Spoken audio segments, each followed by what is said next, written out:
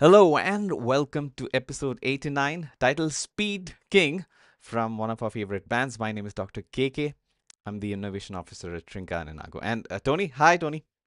Hello, KK. How are you? Good to see you again. Welcome to another episode of PubShorts, where KK and I take different stories that have appeared in the research communication press, in the broader sense, publishing research communication press, and we talk about their implications, impact. That can be relating to technology, it can be relating to policy, it can be relating to any aspect that hmm might affect research communication.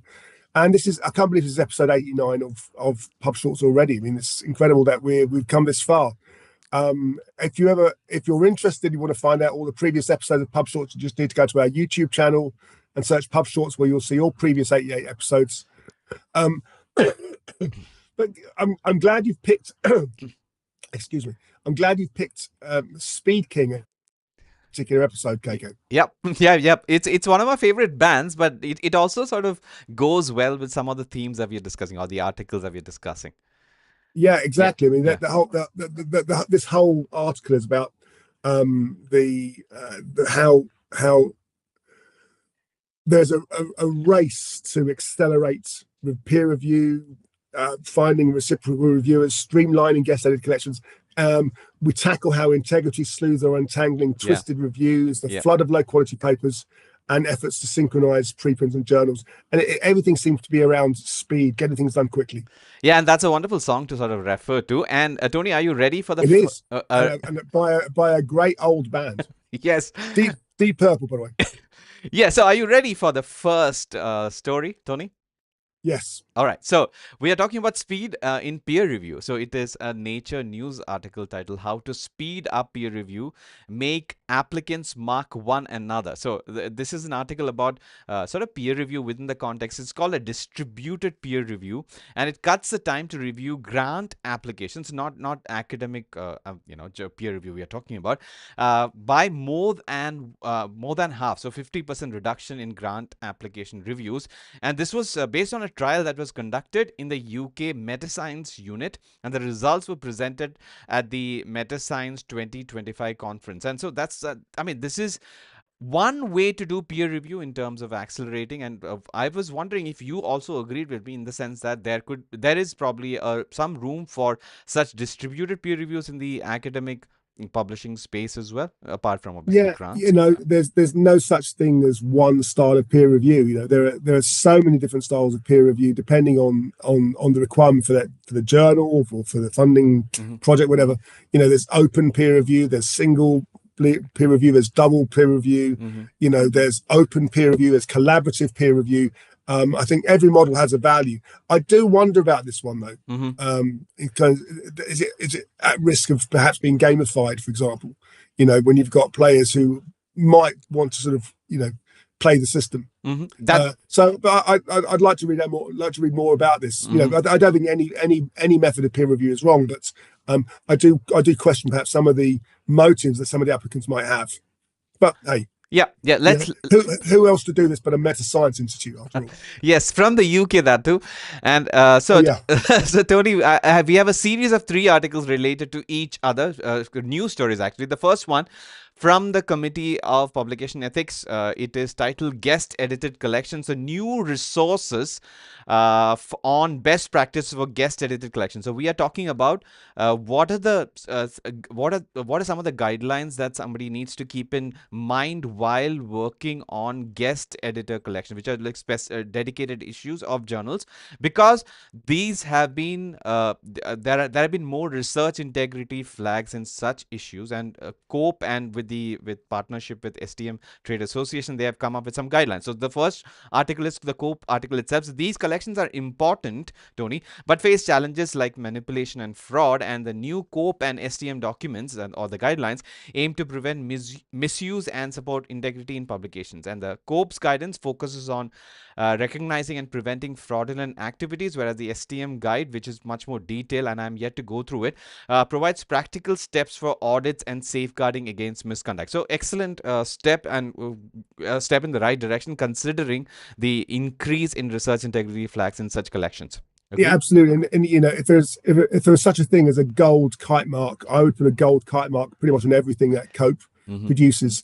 They really sort of set the scene for best practice. My only perhaps question mark about this is that this was based on a forum from 2023, and so much has happened in the last 18 months. I'm just question mark about how Yeah. whether there are issues that have come up in recent months that may be missed. But no, otherwise, Yeah. really, really good work. All right, so moving on to the STM. So this is Guest Editors Issue Validation and Audit. This is the title. And basically, it is about obviously guest editions. And the journals, STM explains that should vet guest editors thoroughly to ensure that they have the right expertise, and clear guidelines should be given to guest editors to prevent unethical practices. And Mm, editors in chief, Tony, are responsible for overseeing the entire content of guest collections, and peer review should be halted if there is any suspicion of investigation of misconduct. And mm, guest edited collections pose risks like citation manipulation and peer review fraud, and regular audits and oversight can help mitigate these risks. And these are the reasons why these guidelines have been published. So I mean, we are talking about the same thing.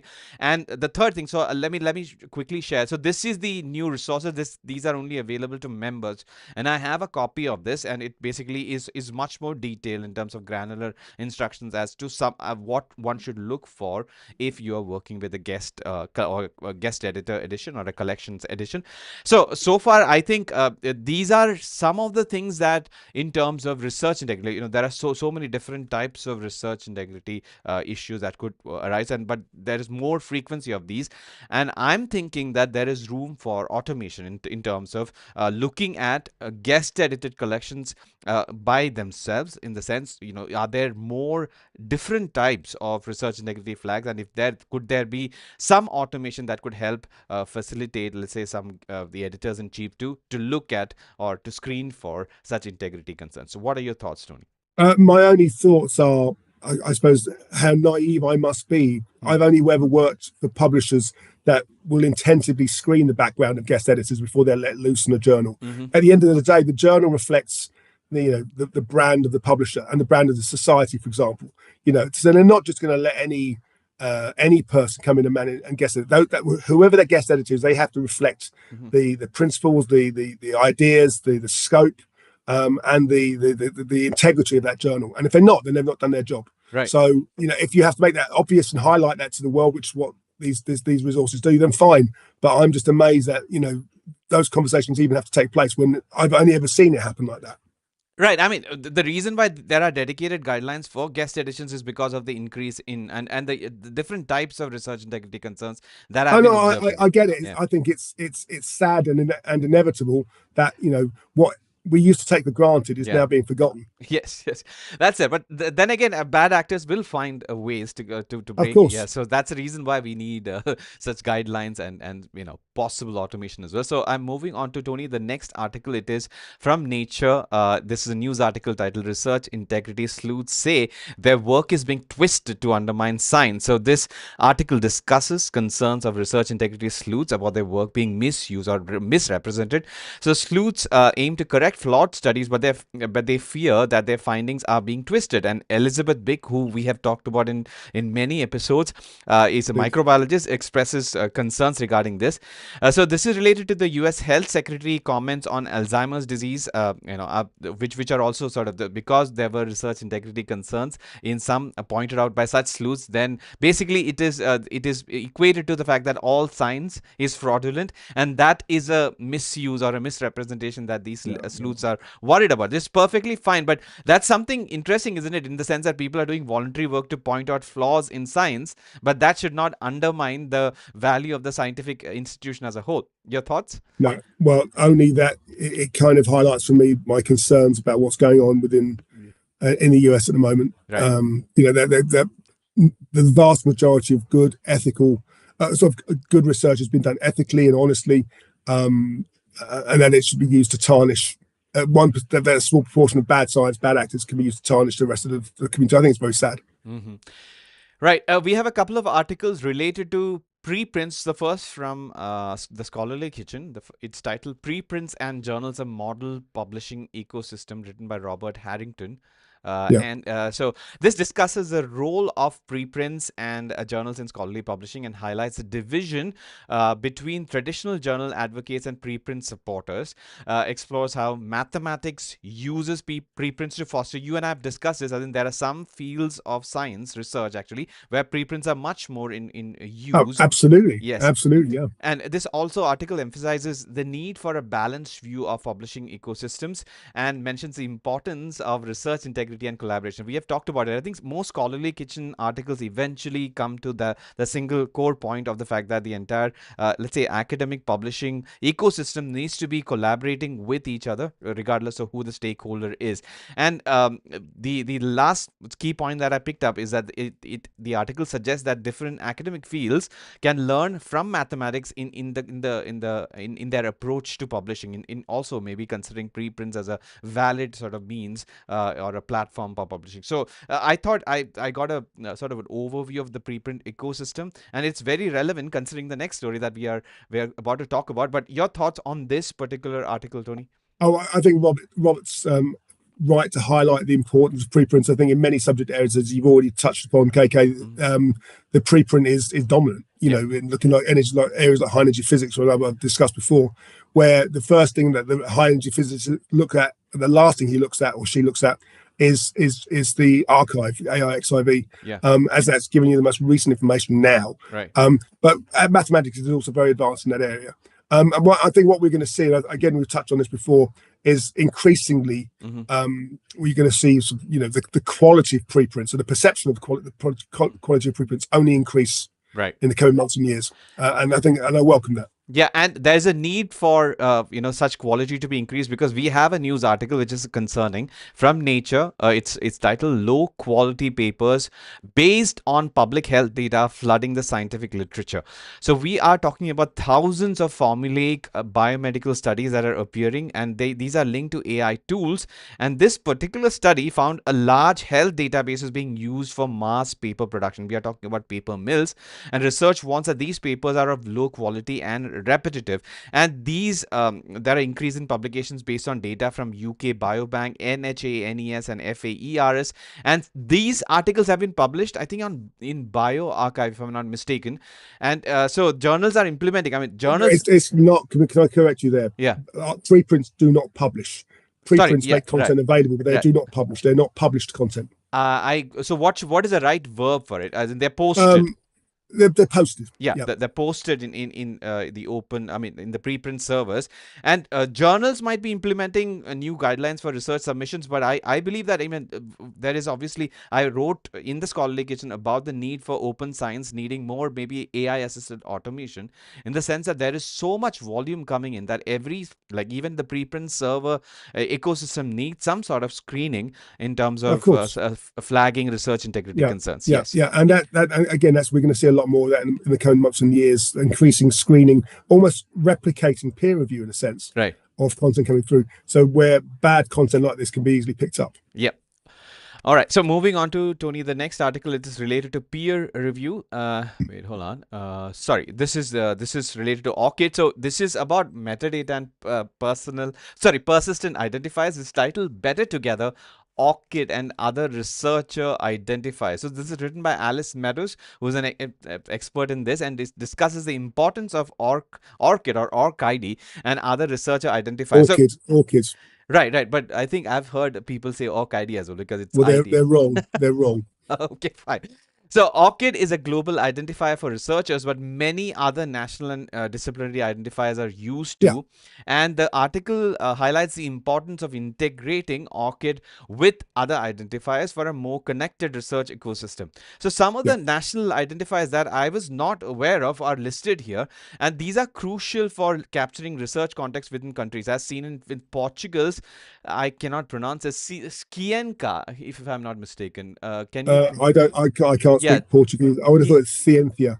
Yeah. So yeah.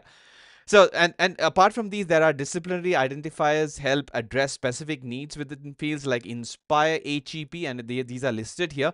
And there are proprietary, like I guess with like Scopus ID, for example, and Researcher ID. These are proprietary identifiers as well. And there are so many different identifiers, and this article discusses whether ORCID could be the one unifying identifier, or there should be sort of interrelationships and connectivity, so that eventually the quality of the data regarding the author or the researcher who has published would be high quality. So I mean, I've felt the need that ORCID, because of the fact that one person like Tony, you could have multiple ORCIDs, which Yeah, is quite which goes defeats the purpose. So we need absolutely. some ways. We are talking about metadata and interconnectivity, connected systems, all of that. So this The, is the, yeah. Go on. no, so I was just going to say the need for author disambiguation is stronger now than it's ever been. As you say, authors can have multiple ORCID IDs. They can have other ways of registering themselves on different databases. Then, so maybe there's a role for a service that can harvest those different author databases and to create a sort of single unified result. But even then, it's saying that there's maybe rather than saying it in absolute terms, there needs to be a percentage, a likelihood that this person says who they say they are. Right. All right. So moving on to the last couple of main stories. The first one, which is very interesting, I read this earlier today, Tony. So this is a title, standardized death, AI, academic gatekeeping, and the epistemicide of marginalized knowledge. So this author, this is obviously in their Substack, explores the AI's impact on peer review and its role on perpetuating academic gatekeeping. So AI automation risks further marginalizing the non-dominant knowledge systems, and the author argues for the importance of embodied relational and community based knowledge. And so if you were to simplify this, I mean, if suppose everybody, as in this author is from a discipline where I guess you have different means to sort of communicate research as well, but if you the base core message would be that if you institute AI assisted peer review or structured peer review, everything eventually would sound the same, and we are basically diluting the knowledge record or epistemology of the information that is published as scholarly output. And that is a main point here, and I hadn't thought of it, and I thought it was an interesting point to discuss, considering that obviously this is a researcher talking about research itself, so this is a meta conversation. So your thoughts on it, Tony? Yeah, absolutely. Yeah, I mean, I think AI based or AI supported peer review is inevitable. I think sooner rather than later we're going to see tools reaching the market, including tools that we're developing ourselves, KK, as you know. But what we've also identified very clearly, and also been identified when we're talking to publishers, is the need for human guardrails. Right. So to make sure that there is no hallucinations, that the research isn't, or the review reports aren't kind of generic or repetitive necessarily, but they reflect, the actual quality of the paper. So no, I think this is a great, it's a good, clear article about the risks, but I think also identifying the opportunities. Right. I mean, we need such balanced perspectives, as you and I have been talking about the need for, or the necessity, to a certain extent, when we eventually get to the fact that the AI assisted peer review is the way in the future. But at the same time, we need to consider the alternative perspectives, and I think it's a great read, and it came through Scalene blog, and so I recommend, I encourage everybody, all the listeners and viewers, to read this article to understand the other perspective regarding AI assisted peer review as well. Indeed. Yeah. All right. So moving on to the last main policy. Main article. This is an AI policy published by, I cannot pronounce the name of the journal, but Canadian Food Studies, a journal related to. Do you want to attempt pronouncing this? Bear with me 1 second. La Revue Canadienne des Études sur l'Alimentation. So that's l'alimentation. It's Canadian Food Studies in French. Yeah. So Canadian Food Studies Journal has an AI policy which is revelatory and quite different from what I've seen in many of the journals and publishers' websites. So they acknowledge that AI tools can help in the scholarly processes, but can also introduce errors and biases. And human authors, they reiterate the need for human authorship, or the researchers need to validate the content that they are getting out out of the AI. And they also specify that there needs to be a disclosure statement of any AI tools at the time of submission. I mean, this is very clear, and this sort of a thing is what we've been let's say arguing for all the publishers as far as possible, in the sense that if a researcher is trying to submit to a journal, and they are bound to use AI in one way or the other, they should Yeah. clearly know what they can and cannot, and also clearly know how they should disclose whatever they have done. Yeah, and you, as you know, KK, we've been talking to a lot of publishers and to lots of the community around our responsible AI movement, where we're trying to um, not persuade, but I think ask publishers to publicly state, or to at least confirm, that there should be best practice, there should be standards that everyone can share. Right. And what we're finding is that, because this is a relatively conservative industry that we're working in, some publishers just take their time in terms of formulating these rules, these policies. But it's there. We're already seeing some really good examples of very clear, unambiguous policies about how AI can be used. And this is just another good example of policy being introduced.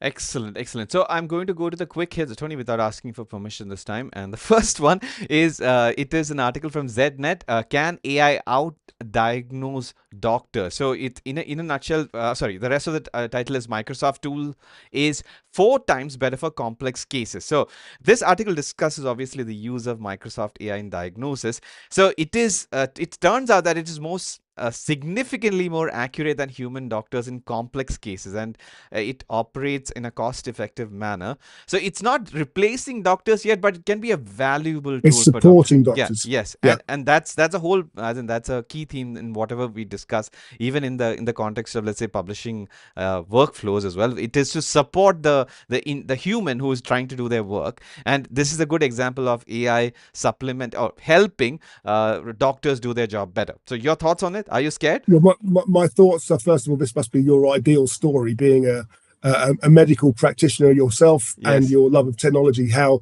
the Yeah. two are coming together. I think my thoughts are, this is inevitable. We're already seeing AI being used in medical practice. Yeah. I'd like to see. I mean, and ZDNet is a reputable technology publisher. ZD been for years. I'd like to see a similar article coming from a medical journal, from a medical specialist perspective as well, just to see what the experts are actually saying. I'm wondering if the article is any research article is listed here, but anyway, I cannot find it right now. But I'm sure it is, but I'd like to see the original article. Yeah. All right. So the next one is from Nature. This is interesting, Tony. This titled "This AI Thinks Like a Human After Training on 160 Psychology Studies." So we are talking about a AI model called Centaur, developed to predict human decision making across various tasks, and it was fed a large database or training data from 160 psychology studies, which involved approximately 60,000 people and over 10 million choices made by humans. And apparently Centaur is outperforming traditional psychological models in predicting choices. So this is this is yet another sort of science fiction sounding thing, but this is an actual research paper. So interesting. Your thoughts on this? My initial thought was that 160 studies doesn't sound particularly big. I mean, yes, it's a decent number, and there's a decent number of researchers associated with that, but it doesn't seem like a huge amount of but the training resources data to train the AI on. The training data is not just the studies. I mean, within those studies, there's data of humans responding and making decisions. So that is a much larger data set. Which is 10 million choices is what the AI model was trained on. So it's not 160 studies, but 10 million, let's say, data points. And based on that, it's doing a really good job and outperforming previous psychological models. I suppose that'd be interesting to know how the curve worked. If it was done on 1,600 studies rather than 160, would there be 10 times the number of response decisions, or does it start flattening out after a point?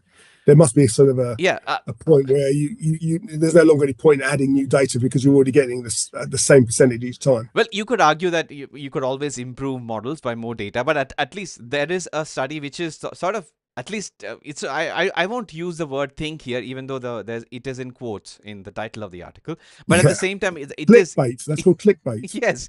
Yes, and at the same arguably it is still AI is still improving, and human decision making is is what AI would eventually try to replicate, and that's what agentic systems partially do. But anyway, this is progress in the field of psychology. And then listen.